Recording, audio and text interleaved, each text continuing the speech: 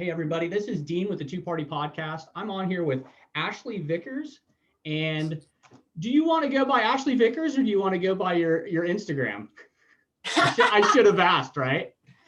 Well, my middle name is Pearl, so my family Okay. calls me Ashley Pearl. Okay, and that's how I know on Instagram. So again, I'm here with Ashley, and she's just got for those in the audience listening, I've been following her I knew her sister many years ago in Florida, and it's just I've been kind of following her. She posts a lot of just really positive and encouraging stuff, uplifting stuff that I talk about on the show quite often. And just ways to help lift up others. Sometimes just kind of getting yourself out into a good groove. And so, Amanda, I want to give you, or Ashley, I want to give you time to kind of give us a little feedback on your career, who you are, what you represent. Go ahead. Yeah, so I work for a company called Self Esteem Brands. My position is an international operations specialist. So I primarily work overseas. But our core mission as a brand is to improve the self-esteem of the world. And we always move towards that mission through 4 core values, which are people, purpose, profits, and play. And it sounds very, I think, corny or cliche, but it's something that a building of 400 plus employees takes extremely seriously, and we're all really passionate about it. So we really kind of embody that, hey, how can we make you better, whether it's physically, emotionally, mentally, anything of that nature.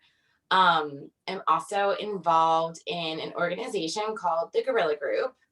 And our core mission is just to cultivate community and support for one another through hosting events like rock climbing, skating, surfing, things of that nature, just really bringing people together so that they don't feel alone, especially in times like 2020. Yeah, 2020 has been kind of hectic, and I know there's a lot of people. Personally, like I said, we were speaking before we started recording, and I know personally 8 people this year that have overdosed, died, and committed suicide. And one specifically a couple months ago was my neighbor, literally across the street from us, an older gentleman, going through a divorce. Really good friend of mine. He was an older gentleman, but he was just a good buddy. I'd go sit with him. He'd drink his beers, and I'd just sit in his driveway. We'd just chat, And apparently, he just between the divorce, the COVID, and obviously there was some mental problems. I've talked to both his sons, and they're like, he's always had some severe depression and stuff, and. But he took his own life, and it's one of those like he called my wife like the week of and was like, I want to give you a bunch of stuff. And she called me at work and I was like, red flags. Why is he giving stuff to us? So I told her, I said, no, tell him we don't want anything. I'll be home and I'll talk to him. And, we just don't ever know. I mean, you really don't know. I would have never expected a million years he would have done that. It was me, his son showed up there to check on him. They hadn't heard from him. Right. And it was myself that walked in to him. He shot himself. And it was, of course, it's a horrific scene. I've lived through a lot of really traumatic stuff. I've seen that stuff many a times. So I told him, I told his son, you don't need to see this. Let me go in and see what's going on. And kind of handled it, but there's people in such bad places in the world now, and not just the 2020, not just the COVID, not just being locked up, but mental health just doesn't really get checked out in our nation or even in the world really as a whole. Yeah, I think that one of probably the greatest blessings coming out of COVID will be the emphasis on mental health, right?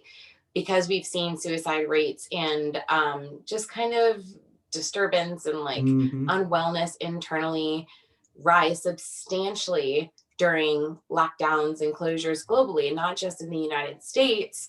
I think there's been an extra focus put on, hey, what are you doing for self-care? Even if it's just a walk outside or whatever brings you peace, if it's reading a book or listening to a song, make sure that we're actively and consciously doing those things so that we don't fall into that downward spiral, right? Because once you start going down that avenue, it's so easy to get lost, right? Yeah. and I know for me, my history, and I've spoke a lot on the show about it. I do a lot of lives, and I openly talk about myself. I'm one of these people. It's very rare to find, I guess. My wife tells me I got a light switch with my emotions because I could literally just shut them off and I could turn them right back on. And it's just from the things I've experienced in my life. But I've been through addiction. I know what it's like to be at your lowest of low and spending your last penny on something you're addicted to. I know what that is. I know when you're that depressed and you're that miserable in life and that alone, where it leads. And so I've been there. I've had that dark cloud, that dark shadow. There's been multiple times in my life I've thought about, I might as well just end it, and being real about it. Those were times that I was in a bad place. I was not taking care of myself, mentally, physically, spiritually. All of it was just a mess. And I agree with exactly what you said. I think COVID hopefully will bring out a lot more emphasis on mental health. I would hope what I see a little bit is that I would hope there'd be more connection. And I do see a little bit of that already. I already see, there's a million podcasts and there's a million more podcasts. And what I see is there's a lot of cool ones coming up that I see with self-help. There's a lot of self-improvement ones. There's a lot of mental health ones that are coming up, but like it's almost doubled this year because everybody having to do the virtual thing. But I'm hoping that it helps with the connections. And that's what I've been encouraging the audience is like, be intentional, be grateful for what you have, but make sure to share it. There's no gift you can give someone that's worth it if they can't share it. Yep. So I think it's, it's a super interesting concept because in 2020, moving into 2021, we have more knowledge and resources at our fingertips than we ever have before. Yep. Right. But the thing is that no one can do it for you. So, a million people could put out a podcast or a YouTube video or a motivational quote about, hey, like you can improve your mental health by doing these 3 easy steps. But unless you're internally ready to take that first step and hold yourself accountable, it's not going to matter, right? You can read all the self-help books in the world, but if you're not ready to make a change and take action. Yeah, you have to take action. No one's coming to save you. That was the most difficult thing for me, I think. And like I said, roughly about 6 years ago, I really started taking a look at myself and just being like, this is crazy. You've lived through all the nonsense you've lived through and you're still making some poor choices. And at that time, I had full custody of my son. At that time, I was a single father. Met my wife when I moved here, and it was just one of those things. Like I was just a mess, and I always laugh at I tell my wife, like, man, how did you ever end up with me? Like what a mess I was when you met me. But about 6 years ago, I literally took a look in the mirror. When I met her, and she was, I guess she was just amazed at the fact that I was willing to look at my worst fear, which was me, and look in the mirror and say, dude, you are such a freaking mess. Like, what is wrong with you? And literally look at the things that I loved about myself, look at the things I hated about myself and why I hated those things and why I love these things. And is it worth hating these things, or is it something I need to embrace because it's who I am? And so it took me a while to really do some soul searching and figure out, like, are these really things that aren't good? Or are these things that I'm just not embracing the right way? I'm not loving myself the right way. And so it took me a long, 6 years now, and I still feel like every day I'm still working on just changing. But it was my thoughts. A lot of it was thoughts. It was literally some negative thinking that I just needed to get out of my head. That self-talk that you talk yourself into, and that tends to lead to that low self-esteem. And I had to get rid of all that. Yeah. There's a movie, and it's a comedy, but for me, I watched it and I'm like, man, the moral of this story is so spot on. And the name of it was I Feel Pretty, and it was about a girl who society would deem as overweight, right? She goes to a soul cycle class. She falls off the bike, hits her head, and then, like, similar to a Shallow Hal style movie, she thinks she's a supermodel, right? Yeah. And her confidence went through the roof, but really it was her self-talk. And that, I think, just illuminated the world around her, and people were drawn to her. And I know that it's a fictitious script, Right. but in reality, It kind of that's all applies. it takes. Yeah. You know what I mean?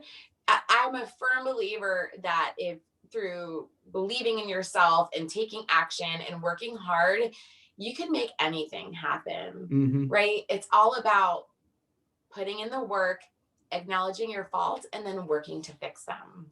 Yeah, and there's, you know, I think I was watching an interview with you, and I don't know who it was. It was one you just did. Was it Chris? Was that his name? Matt, the Matt, operational athlete. Matt, Yeah. yes. I watched that the other day, and the way you coaching him and just that whole discussion you guys had was just, I was absorbed in it. I was like, this is great. This is like perfect. This is kind of what I needed to hear that day. And that's kind of like, you know, I could hear the encouragement from you, but I could see in the conversation, like you allowing him to speak what's on his mind, what he's feeling. And I thought that was just huge. I mean, because I think like you mentioned earlier, listening. I mean, it takes a lot. Some people can't listen. Some people want to, you know, I'm a big talker. My wife laughs at me all the time. She's like, you're perfect for podcasts because you don't shut up, you know? And I'm like, okay, that's cool. I guess that's like one of my gifts. And she's like, maybe not a gift, you know, but that's just it's just who I am. And look, we'll be out in public. She gets so mad. We'll be in public and I walk up to anyone. I'm outgoing. Yeah. And I will literally go talk to anyone. Doesn't matter who it is. I'll walk right up to them and just have a conversation. And she's like, can you just leave? Maybe they're just need to leave them alone. And I'm like, well, you know, maybe not. Maybe I did, maybe I didn't. But it was just encouraging when I watched that interview with you guys and saw that live. And I was just like, it's you got to listen sometimes. And sometimes that's all someone needs is just an ear. Yep. I think more times than not, people feel unheard and misunderstood, right? Mm-hmm. So I think it's a combination of listening and asking the right questions, right? Especially if somebody's in a funk or having trouble getting themselves out of a hole type of situation. Yep. You know, asking them the right questions to perpetuate a different thought process than they're accustomed to is really key to make them realize, hey, I can move in another direction. The door's not closed. I have another option, right? And I think that society with the best of intentions try to be fixers, right? So you're going to tell me something's wrong. I'm going to give you all the solutions for it because I want to help you. Yeah, all the advice that you think will work, right? Exactly. But that's not, it's proven like that's not what's effective, right? Yep. It's like that one friend. It's like that one friend you have, and you tell them the good advice you think you have, and then they don't do it, and you're kind of mad at them, like, why didn't they use my advice? Yeah. They didn't need it. I think that we have, as a society, have to be more comfortable with not telling our side of the story and asking someone to elaborate further. Oh, I'm feeling sad. Well, tell me more about that. When do you feel sad? What's making you feel sad? What do you think about when you're sad? Right? Yeah. And most, you know, a lot of people won't talk about it, but some people will. And Matt in particular is the hardest worker I know. Like, he's my favorite person to work with because he's so open, he's so vulnerable. I mean, obviously, you know, he shares his story on Instagram and things of that nature. I thought it was really cool. And he's like, I got to pull over. And he had to pull over. He's driving. Coach is calling, got to pull over. I thought that was pretty funny. He was going to do it at the beach, but he had no service. So he had to go find to drive back. Yeah, that was totally cool though. But again, that's life. I mean, that's real life and a real engagement. And that's what I really loved about watching that. Yeah, he's always a really good conversation. And so you coach a lot of people. Yeah, I do in both aspects of my life, in my career and with the not the Guerrilla Group. I volunteer for another organization as a coach for veterans transitioning out of the military, but I kind of take my connections and my mission, my own personal mission still, and bring that to the Guerrilla Group. So I think that's a value add that I have to our crew there, in addition to doing the marketing and stuff like that. That's really huge. And I was looking, I mean, I have it pulled up right now, the Guerrilla Group, and I'm looking at like, they have a lot of events they do. Tell us a little bit about like, not just the events they do, but I'm also reading like the manifesto, which kind of impresses me too. Yeah. Very simple seven statements that really are kind of cool. So tell us a little bit more Yeah. about Guerrilla Group. I love the hoodie too. Yeah, I'm representing. Yep, for sure. Always. So the Guerrilla Group was founded by an active duty Green Beret named Ryan. He had just come back from a deployment and he lost a friend that he served with. And he had already been thinking about getting the Guerrilla Group off the ground. But it was about that time where he's like, you know what, we really need to push this forward a little bit harder and kind of take it to the next step. So the concept is that we can help to facilitate events all over the country. So anybody can submit an event to our event coordinator, Courtney, and she'll kind of review it and she'll say, okay, like we'll post this, we'll market it or whatnot. But then we also do Guerrilla Group sponsored events, right? So we just did one in Clearwater where we rented a house. We had a bunch of people came out. We did like indoor surfing, skateboarding. We went to a whole bunch of nice restaurants. We went dancing. Like it was awesome. Cool. And from the moment that I hosted that specific meeting, because it's in my hometown, and from the moment that I got there, I met two people who I had never met before. One of them I had communicated with a little bit on Instagram. The other one I had never talked to ever. Yep. And it was just that instant connection because it's like-minded people ready to get the heck outside of their comfort zone and try new things, you know? And so we brought together this group of people who met for the first time. We made some memories. And then a part of that group went up to Vegas and visited some of them over Thanksgiving. They had a Friendsgiving That's there. cool. That's cool. Yeah. And, you know, we've been trying to do some more virtual events and stuff too, like that. We hosted a virtual happy hour, which people loved because people connected from, I want to say like 10 or 12 different states all over the country. Which is awesome. Yeah, that's huge. Super awesome. Yeah. And then as of late, you know, we just kind of off a whim made this pledge for sobriety for the month of December. I heard that in that interview with Matt. That was awesome.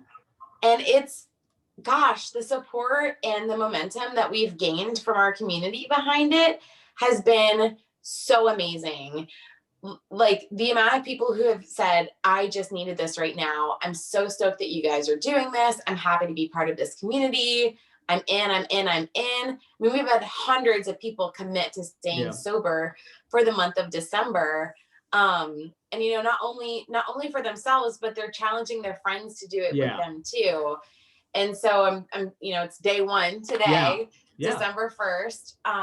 But I'm so excited to see how everybody supports one another and how we move into 2021 with a new sense of community that's not based around drinking and social drinking and partying, yeah, because we all do it, right? Well, of course. I mean, and the camaraderie and the fellowship that creates for you guys with people and connecting with people around the United States, that's amazing. And then to everybody to be able to get on the same page. And then I mean, how many of us, especially my age, I mean, you're obviously younger than me, but how many of our friends are really not going to be drinking into the new year? And how many New Years have they drank every New Year? And it's like, so that's a really huge thing to be like, let's go through December and just not drink. Yeah. You know? And I mean, like immediately my friends are like, well, what about this Christmas party? And what about this Christmas party? Yeah. Like, I'll come sober. I'll drive you home. Like, I'm not worried about not going anywhere. Like, I'm very capable of having a good time and carrying on conversation without drinking. Correct. And for me, honoring the commitment that I made is more important than catching a buzz. Yeah, right? Of course. Yeah. And I've still got tons of friends down Clearwater, Dunedin and Tarp. And one of my really good friends is down there. He's a biker and drinks like a fish. And I'm always cracking his stones. I'm like, dude, you really got to put down the bottle. He'll call me at like midnight, 1 o'clock in the morning, which is, 2 in the morning there. And he just woke up because he couldn't sleep and he's just drinking. And he'll call me, FaceTime me. And he's like, we're on video and he's literally just chugging whiskey at 2 a.m. And I'm like, bro, at some point in your life, can you put the bottle down? And it's like, and I don't want to be, I obviously, my journey is my journey. I'm not trying to tell people they can't drink just because I don't in my normal life. When I go on vacation with my wife, she wants to go out. We go down to Florida usually twice a year. We didn't go this year, but usually about twice a year we'll go down. We'll go down to Indian Rocks Beach. We'll stay on the beach and we'll literally go get drinks. And she'll want a margarita or something and I'll have a few beers. But I just don't drink in my daily life. I don't drink every day. I don't have a 12-pack. I never have liquor just sitting around my house. And it's just one, I'm a business owner. I'm a general contractor. I own a business out here. I do the podcast. There's so many different things I have my hands in that I don't even have time. If I wanted to drink, I'd just be walking around drunk half the time in business meetings because I don't have time to really just come home in the evening to unwind, which used to be my excuse. But I think it's amazing for a bunch of people that don't even know each other to just make a commitment and say, hey, let's just not drink for 30 days. Let's actually go into the holidays being who we are. Yeah. And I think something else I'm super excited about is I was able to lean on some of my fellow coaches that I had graduated this particular class with, and ask them to volunteer with me to be a coach for anybody who needs additional support or like motivation or just needs to talk about their feelings and things like that. And we had a really good response from people saying, hey, I need help. And I think that's the first step and that's the hardest step. Yeah. And for us to be able to bring that to the community free of charge, I think is really special. And I'm really grateful to be able to offer that. Yeah. And it really is a huge thing. I still call my friends down there and I encourage them all the time. Like, hey, what have you been drinking since we were like 16? Why don't you take a week off, or I'll be in town. Why don't we go meet up and have dinner? And they're like, oh, well, I'll be at one, so-and-so bar. And I'm like, but can we just go to dinner? Or do you have to come drink? And it's like, I always encourage them, even to take a break. Like prime example, my one buddy I was just talking about. I mean, I tell him all the time, dude, give your liver a break. You've been drinking day in, day out, 3 a.m. you wake up, you can't sleep. So you drink to drink yourself back to sleep, but then you're going to go get off work and go drink tomorrow morning during the day. So it's like, give your liver a break, And so I encourage, and part of it, I think, is just me being healthier now, eating better, having a healthier lifestyle myself, trying to encourage others to do the same. But a lot of times, like we'll go down to Florida to visit, and me and my wife both are like, okay, everybody wants to meet up. We meet up, we're having a good time. And it's just like, then everybody's just sloshed. And we're like, okay, well, that was fun. And I just don't relate to that anymore, unfortunately. I mean, it's not desirable for me to go hang out with people that are just lit up. Yeah. Yeah. I think everybody has probably their own journey, and Matt and I talked about it a little bit too. I don't know what will happen after this month of sobriety. I'm a big wine fan. Yeah. And, rarely do I ever get super drunk, but I do enjoy at least that one glass, that buzz.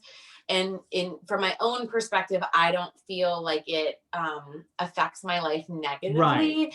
So I don't know if that's something I'll end up giving up long-term, or maybe it will be. Right.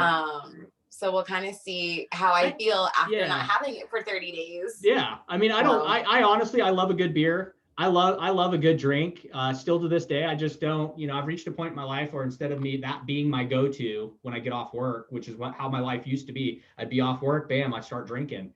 And it's like, I'm not that guy anymore. And I know that, and I know where it leads. It leads to just procrastination and laziness for me, and usually more problems after that. But, I love a good drink. And like you enjoy wine. My sister, she loves drinking wine. Usually almost anytime I go to see my sister, she had a glass of wine in her hand when I go visit her and stuff. And it's just, some people really enjoy it. It doesn't, the problem is when it obviously becomes a problem, when it becomes something that's negatively affecting your lifestyle. That's when it's a problem. Having a drink and having some wine is not a problem, for most people. Yeah.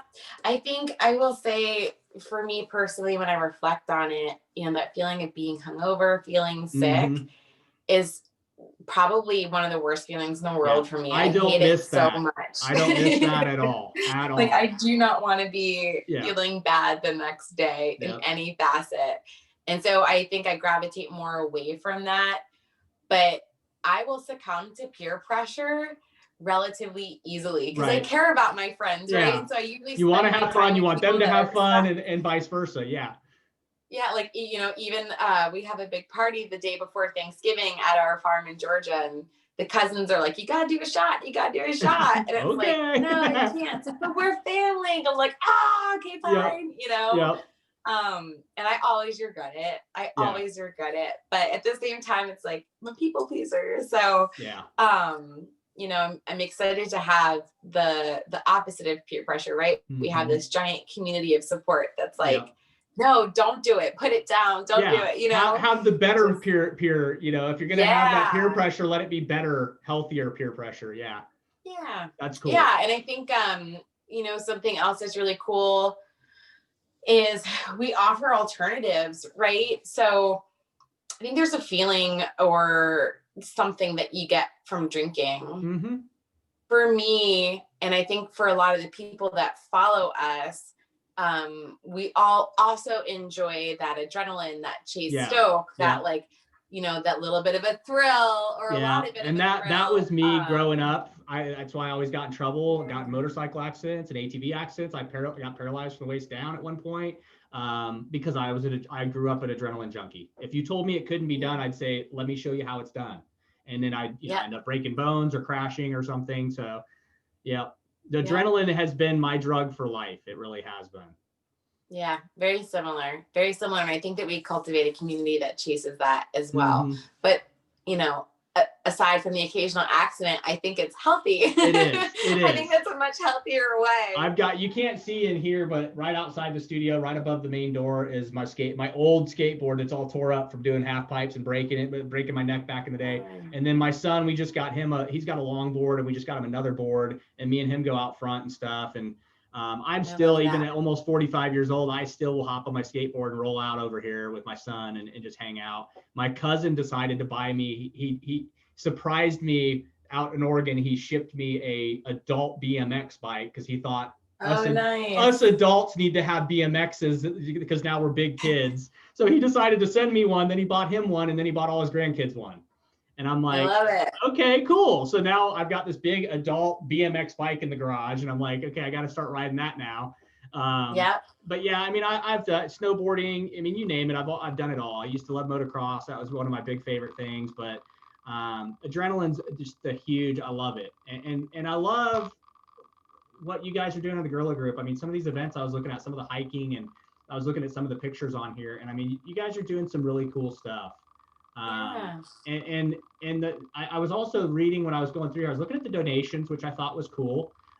You guys accept donations for gear, which I think is really cool. And I was going to mention that so that if the audience had gear, surfboards, skateboards, and rock climbing stuff here in Tulsa, there's a couple rock climbing like places you can go and do indoor climbing.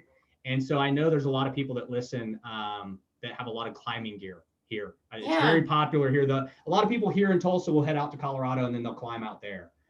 So I know there's a lot of big climbers in our audience and stuff, but I thought that was pretty cool. You guys do the donation thing too.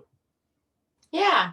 You know, I think a lot of people, they just have, like for me, you know, I have way too many skateboards. And so like some girls collect shoes, I collect skateboards. Right. And so having a place just to say, hey, I can, you know, take this one is cool. And it helps people get involved in something that pushes them, you know, like on my lunch break today from work, I went out and got a skate session in, and I just went up and down my street and practicing my ollie, you know, because I'm not that great on a street deck, but I can crush a surf skate. But you know, it also being able to get outside and do something. Gosh, I mean, the impact that it immediately has on my putting these down, just putting these down, you know, it's one of those, like, we live in this society where everyone's like this, clutching this thing. And it's like, if you could just put that phone down for a minute and just go outside, get some vitamin D and just enjoy life. Step Yeah. back, I hate to say step back into the primitive life, but that's kind of what you have to do sometimes to re-engage being the humans we are. I mean, it's just the Yeah. electronics and the technology is great. It's amazing. However, you got to get out there and do things. And I love that you always encourage stepping out of your comfort zone, which is something I mention a lot.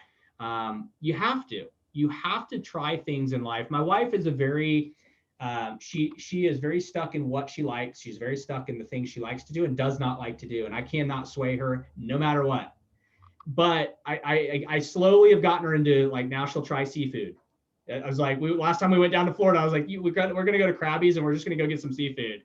And we got her to, and then we even got her to eat It's a good gator. place to have some. Yeah, and we even got her to eat some gator tail. And she was like, okay, cool, my first time. We're like, that's a big step, man. That's a big step. And it's one of those, like, you have to step out of yourself sometimes. Life is so short. I remind people of this all the time. Life is so short to not try everything. And if you hate it, spit it out, throw it away, done deal, move on. But try different things. I always encourage everybody, try something. If you've never, somebody posted the other day on social media, a big bucket list of stuff and it asking what you had done. And I went through there and I think the only thing I hadn't had on the list that I haven't done is childbirth. And I'm like, well, that's obvious, but everything else on the list I had done. And they're all like, no, you haven't done everything. I'm like, everything, skydiving, you name it, I've done it.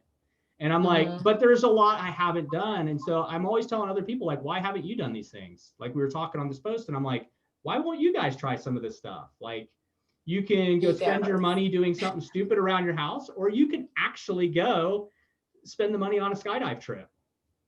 Yeah.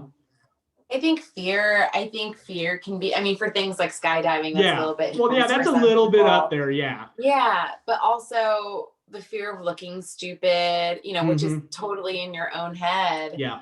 But just people judging you. And that's something that's hard to let go of, and I still feel it for sure. I still feel it.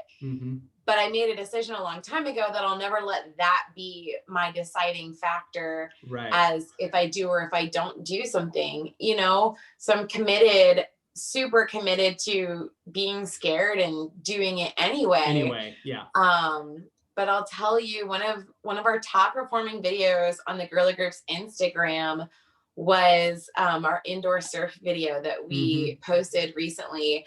And it starts off like everyone's learning. We're all a little bit now, was shaky, that in Clearwater? It's in Clearwater. That was okay. Yep. And then it's just everybody wiping out after wiping out after wiping out, and we had a pretty athletic crew there. Ryan's active duty special forces. I've been an athlete the majority of my life. Courtney was active duty Army. Who else? Chris is just an absolute fitness guru, and we're all just like eating it. I've been to that. I've been to that specific store, and back growing up when Clearwater was something totally different. When we were growing up, there was still that big wave thing, and we used to go in there all the time. And I don't care. I surfed for a long time. I don't care who you are. That thing's hard. I go in there. And I eat crap. If for some reason it's not like a regular wave, it pulls your feet like right out from under you, and you're done. Yeah, and you're in a fishbowl, right? Yeah. Like you aren't in a bikini, but you could be in a bikini. Right. That's on my bucket list. I haven't done that. Yeah. Me and Courtney were in bikinis. Giant mistake the first time we did it because that water pressure is powerful. Well, yeah, just pull. But everyone's watching you, you know, and you're just falling after falling after falling. And it's one of those things where it's like, you're either going to be scared of what people think of you and laughing at you, or you're going to have a really good time. Yeah. And we had a specific time period blocked off, and we were having so much fun. We ended up booking the next half hour too. Nice. And it was like a highlight of the trip. It was just such a good time. And, people loved it. Like, people loved watching us fall on our face, which was super fun. So, that's one of our main goals, is just being able to provide that avenue. Like, we're all willing to get out here and look silly. We usually have people who are really good, who are willing to teach you and share what their skills are with people who are less skilled. not too long ago, I went up to North Carolina and I had connected with this guy on Instagram, Adam, who is an amazing skateboarder. Mm-hmm. He can do tricks on tricks on tricks, right? I have been riding forever, and I am not a good skateboarder still. I can do half pipes. I can kind of cruise, and I can do some ollies, but I suck at. I honestly feel I suck at skateboarding for being 45 years old and growing up on a skateboard. I don't think I'm that great. But at least you're doing it, you know? And he connected with me. He's like, hey, let's teach you how to kickflip. I can't kickflip. Yeah. But he's like, let's teach you how to kickflip. And he met me at a skate park and he worked. So I've never met this guy. He worked with me. He taught me how to do some fun tricks. And I'm going back up, I think within the next week or two. And we're going to meet up again. And like, he's my homie now. Right. Like I went to his 40th birthday party. I'm friends with his That's wife. cool. Like, we're in the same circle now. And it's such a kind of like a bittersweet, I think, benefit of social media, right? Is it can connect you to people across the world. And that's amazing. But it also perpetuates this constant state of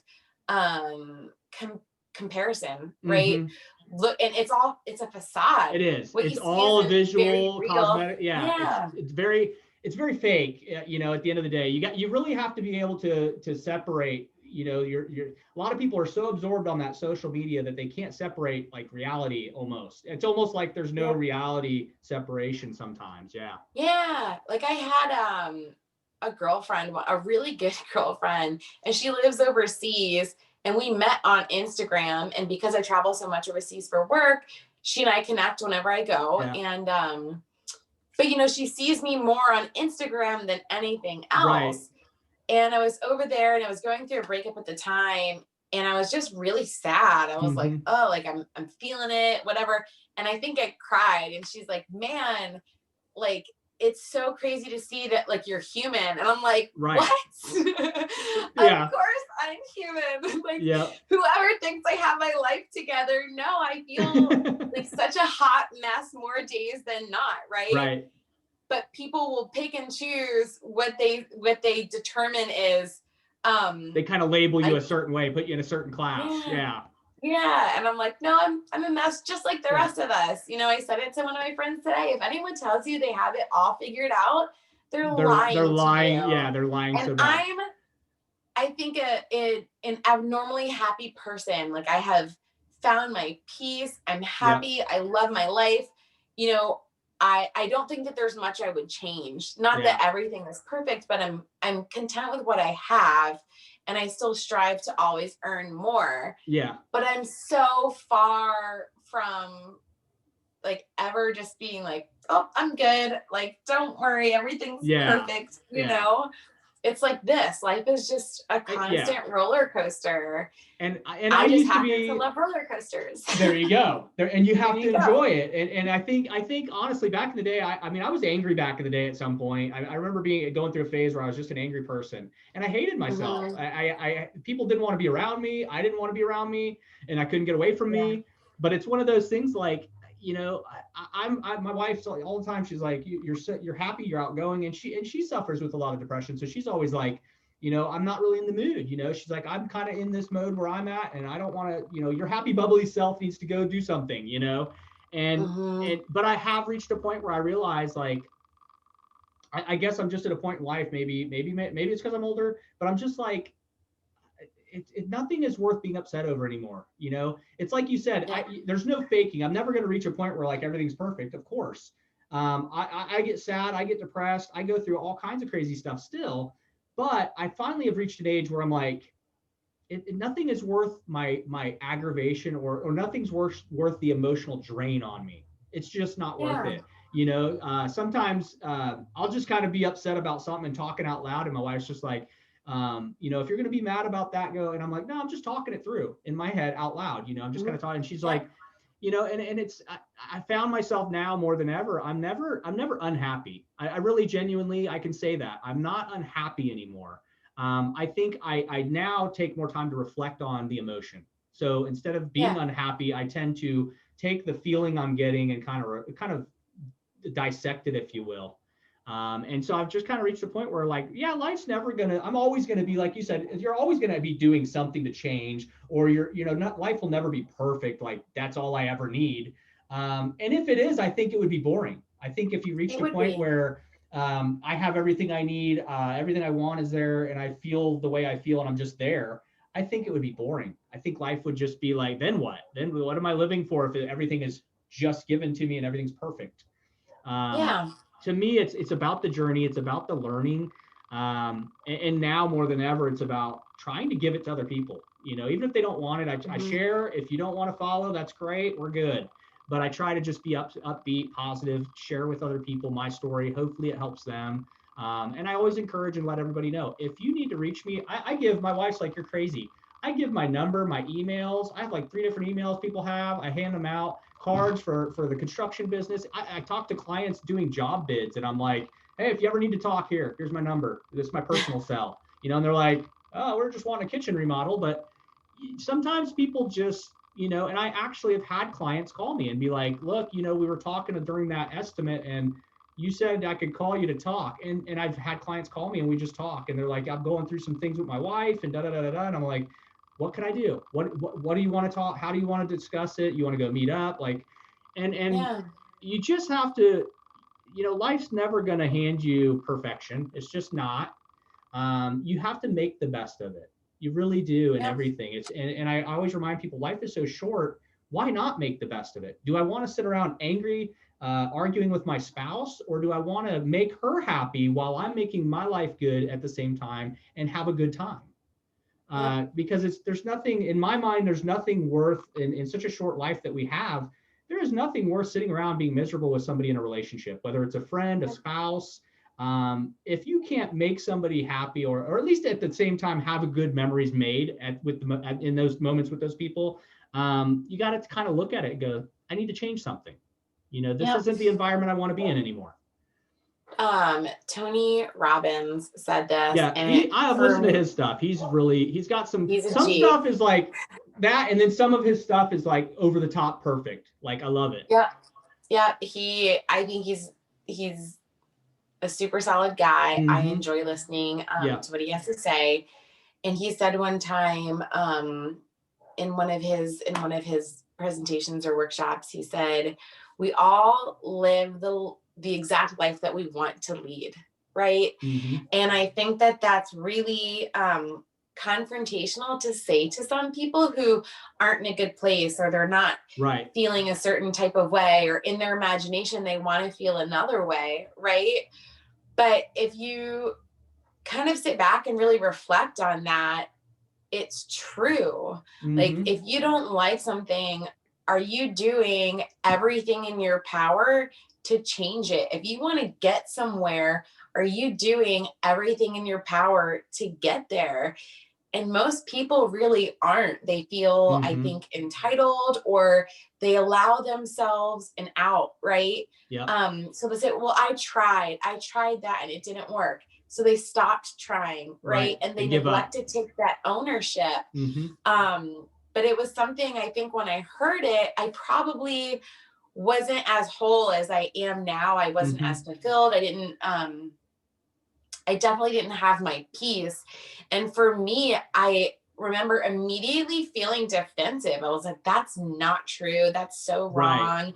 Yeah. Like, I didn't want this. Trying to And poke holes granted, in it. Yeah. Trying to poke holes in yeah. it. And Yeah. so I think people immediately say, well, especially if you've lost someone, right? Well, I didn't ask to lose so and so, or if Mm-hmm. you've had a trauma, I didn't ask for this and this trauma. But that's not what it means. It means that, hey, you were handed something and it sucked, Mm-hmm. but it's still your choice to get through it and over it in a healthy way. And you can do that. Yep. And for some people who are stuck in being the victim loop, or that trauma or that loss has become a piece of their identity, I think the thought of moving past it becomes crippling, right? Because Mm-hmm. in their imagination, they're losing a sense of themselves. Right. Um, but to kind of look back and think about everything that I've accomplished, and to be where I am in my career and in the volunteer work that I do, I don't think that there's anybody on this earth who could talk me out of like hard work and dedication and like really just manifestation Mm-hmm. can't get you somewhere, because really once I started taking ownership, it's a game changer. It's a Yeah. game changer. And, again, like not to say that we as people, like we never falter, we never make mistakes, or we never, go down the wrong path. But there's always, always, always, no matter how far you've gone, the opportunity to turn around. Every right? day. Yep. Every day. And it's a journey. It might be slow. It might take a long time. It might be painful. But if you try to improve by 1% every day, think of the difference that you could make a year from now, right? Yeah. You'll be 365% better, which is a Right. completely different life. Yeah, which is, and a lot of, you hear it a lot too, is the people that are like, whatever you're worrying about right now, next year you won't even be thinking about it. And it's so true. Every day is a chance to change. Every day is a chance to make yourself better. And every day is a chance to take some perspective into the things going on in your environment and your world, and even in your thinking, and just change it, whether it's one thing, just one simple habit, even, for me, that's what it started out with my journey. Was it started with habits. First, I didn't want to get off work and just grab a 12 pack at the store and come home. I got rid of that the beer and the drinking went out the window. Then it was cigarettes. I was like, man, I got to quit smoking. This is horrible. I wasn't even a big smoker. It just became a habit of lighting one up and having it in my hand sometimes. And I was like, I don't want to smoke. This is gross. I hate smelling like an ashtray. Got rid of the cigarettes. And then, it slowly, then I started turning it away from like that stuff into like, well, what about the habits I just do as a human? Like, what are the things I do that mostly annoy my wife? And how can I like kind of remove some of those bad habits she finds bad and still like not get a divorce, like, how can I stay in this marriage and not have her murder me?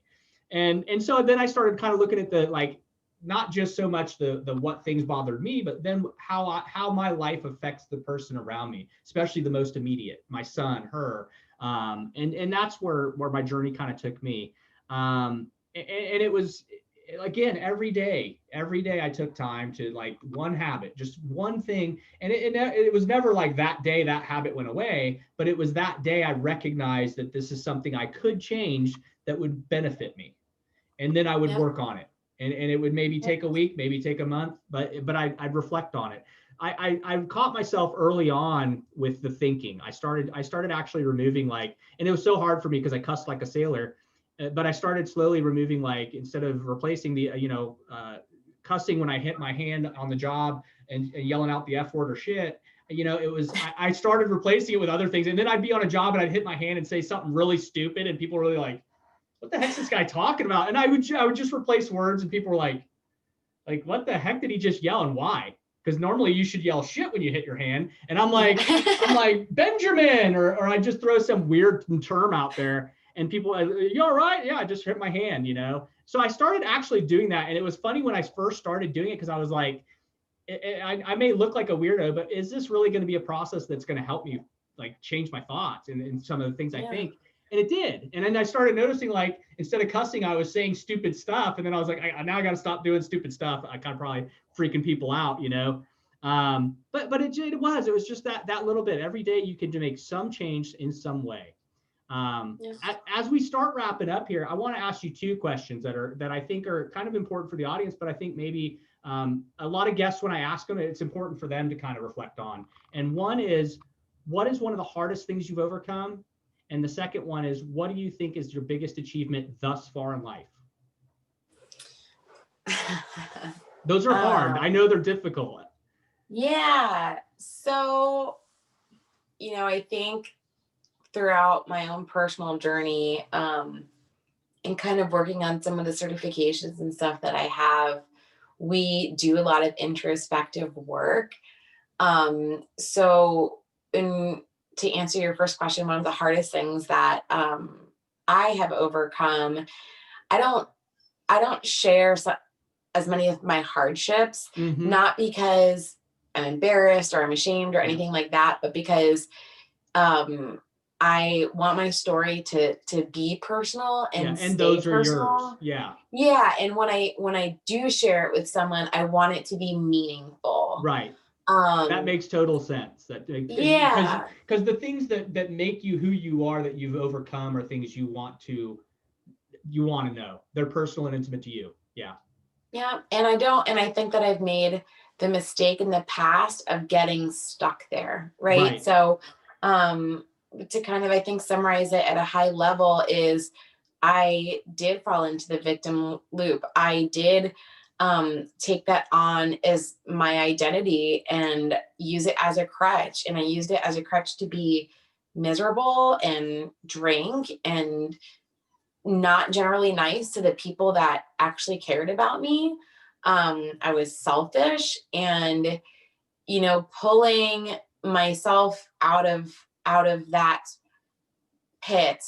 And I think becoming the person that I am today is probably one of the hardest things that I've ever done, but also one of the things that I'm most proud of because I live a life with intent and it's full of purpose. Mm-hmm. And I hope that if something were to ever happen to me, that there would be a lot of people who would say, Ash impacted me in some way, whether it Mm-hmm. was with kindness or generosity or something of that nature. I think that um, I've I've made someone's day better on multiple occasions, and that's something that I'm proud of. And being a part of the Guerrilla Group and having a platform to scale that and talk to more people and just really continue to spread love and kindness Yeah. on a greater scale now. I mean, I don't think I could ask for anything more than that. You know what I That's mean? huge. Yeah, and Yeah. that's huge. And I was just gonna say, like, literally right here, I'll raise my hand. You like I said, just since I've been following you, I'm influenced, and I'm here. I'm in Tulsa, Oklahoma. We haven't ever spoke really, and here I'm in Tulsa, Oklahoma, and I get inspired. My wife laughs. She's always like, I'll be on my phone and I'll kind of be scrolling, and she'll be like, "What? Who are you watching?" And it's usually like some of the posts you do, and I'm just like, "Oh, it's Ashley. She's on here," and then she's like, "Well, what does it say?" And I'll share it with her, and but it is. I mean, you're affecting one person right here in Tulsa, Oklahoma. I I'm see so a happy post. to hear that. I see a positive, upbeat message when you post them, and I'm like, wow, that's cool. I'll reflect on that. And I'll usually my schedule's real weird. I'll get up, I work out for about 2 hours before I start my day, and then I start my day. And so that's usually the time when I'll wake up and I'll see something maybe from the night before or something you shared, and I'm like, oh, cool. And so while I'm working out, I'm reflecting on like how that process or how that saying or that slogan may affect me or how I can apply it. And so it does. I mean, you have affected one person for sure, I'm so happy and that's to all it have that takes. effect on you. Well, Thank you. yeah. And it only Yeah. takes, one, and that's something else in my notes here, which I really haven't been following very good. That's one of the things that I talk about a lot on the show is that starting small. So me making changes in my life affects who? It affects my wife. It affects my son. Then when we step outside of our house, my son does jujitsu. He competes in jujitsu. So when we go there, we get to set an example with other families while he's learning jujitsu and he's competing That's in awesome. different AGF things. And my wife, with her family and the friends that we hang out with her. So the circle of me making improvements of my life better gets to go to the next people over. Then I get involved a lot with, which I probably shouldn't, but I do get involved with a lot of the political stuff in our community in Tulsa. And Yeah. so on that, partially because I do press work and partially because of the show. But then sometimes I want my community better. And so I'm kind of an Yeah. activist that way. And so I always talk about how when we're working on ourselves, we're also able to impact our community. And again, you're impacting someone in Tulsa miles and miles away, where you're also impacting people directly in the community in Clearwater, Pinellas County area, as well as like I was watching with your family over Thanksgiving. I mean, some of the stuff you posted there, you're affecting your immediate family. People don't realize how big the ripple effect is when you're positive, you're kind, or even you try to. Some people just they can't muster it up. They're going through something, some kind of funk going on, but it's the ripple effect. It Yeah. starts with dropping the stone in the water and then helping it reaches everybody you can. Yeah. Yep. I mean, that's all we can all hope for, Right. right? Yep. And, I think that you really hit the nail on the head when you said start with yourself, Mm-hmm. because, you can't pour from an empty cup. And I think that that's what's most important for people to remember. And, for me, I'm 35 years old and I'm lucky enough to be a part of a company. I've been with my company for 10 years now, and they're so forward thinking in regards to employee well-being and things of that Mm-hmm. nature. So I had great leaders, I had great coaches, and people who taught me self-care. This is Yep. how you do it, right? And so I've been on my journey for a long time, which is kind of Mm-hmm. crazy. But I think that people get excited to help, right? But when you also have to have really strong boundaries, like you have Mm-hmm. to be comfortable You saying have to learn to draw no. lines in the sand, Yeah. and sometimes it's Yeah. difficult. Yep. So, yeah, I'm so happy that you shared that with me. Thank you. It Yeah. means the world to me, and that's what fills my cup, right? Yeah. That's the Yeah. energy that makes me feel like rejuvenated and excited, and I'm like, oh, I have so many quotes that I want to share Right, tomorrow. right. That tomorrow morning I'll be trying to work out and going, wait a minute, I gotta go look at this one. I gotta look at this one. But it is encouraging, and I think a lot of the journey that's got me where I am is part of that. It's part of me actually looking forward to somebody else's change, like me being able to watch your development and changes just via social media is encouraging enough for me to continue my journey, because I'm like, look, she's doing it, she's still doing it. And then I can see other people that I followed. I'm like, look at the positive message they're spreading. That's encouraging. I can keep going. Even on days when it's hard, I can say I can keep going because she's fighting her battle and doing it, and he's fighting his battle and doing it. And those are the things that really continue to help me. And again, I post on my Facebook, and if you look, you'll see. I mean, most of I don't post anything political or anything nonsense on my personal page. I have groups if I want to go yell about something stupid, I can in a group, but I don't put anything. If you look at my Facebook page, everybody's like, dude, what is going on there? It's all music. And most of it's like all Oh, that's 80s great. music. And people are like, why are you posting Madonna? Like, I like good old 80s music and all kinds of music, but the other stuff I post is either workout stuff, or it's encouraging, or it's me. I try to do at least every other day while I'm working out. I try to send one positive message, and so I'll do like today is late start tries and buys, and then I'll put something under that about hardship or struggle, and then I'll just tell everybody have a blessed day, help other people, and I try to do that as kind of a reminder for other people that I'm here for you, but also a reminder to myself, because if I look back on my social media, that's what I want to see. I don't want to see who cares what's going on politically, because that's not paying my bills and Yeah. it's not making me better. And I just don't want to see negative stuff. I've removed so many negative Yeah. people from my life, not because I don't care about them, not because I don't love them, but because they chose not to cope with their mess better on their own. When it starts to influence me, I have to step away from it. Like we just said, you got to have a healthy boundary. And I don't Yeah. want to I don't want to welcome garbage back into my life that I've removed, Yeah. so to speak. But it's been really encouraging talking to you.